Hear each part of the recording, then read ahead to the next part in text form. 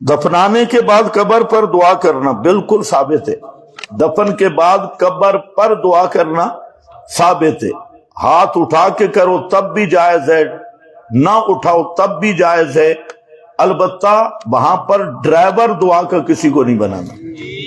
کٹھے ہو کے بے شک مانگو، صورتاً اجتماعی ہوگی لیکن حقیقتاً اجتماعی کی ایک بزرگ دعا کرائے اور باقی آمین کہے، اس ڈرائیونگ کی وہاں اجازت نہیں. باقی جیسے بھی دعا کرو کوئی مسئلہ نہیں ہے. میت کے سرانے پوانے سورہ بقرہ کا اول آخر حصہ پڑھنا ثابت ہے یا نہیں؟ جی بالکل نہیں. یہ جو قبر دفن کے بعد پڑھا جاتا ہے سورہ بقرہ اول آخر، اس کا کسی صحیح سند سے ثبوت نہیں. آثار ہیں لیکن ان کی ایک اثر ہے، 5 سندیں ہیں، 5 ضعیف ہے. صحیح سند سے یہ ثابت نہیں.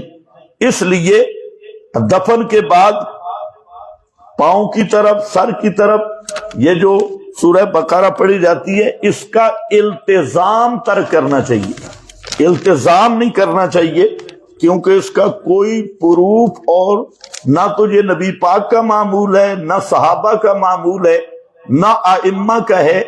ایک صحابی کا اثر ہے، یاد رکھو، جس کو مولوی پیش کرتے ہیں دھوکہ دینے کے لیے، اور اس اثر کی 5 سندیں ضعیف ہے.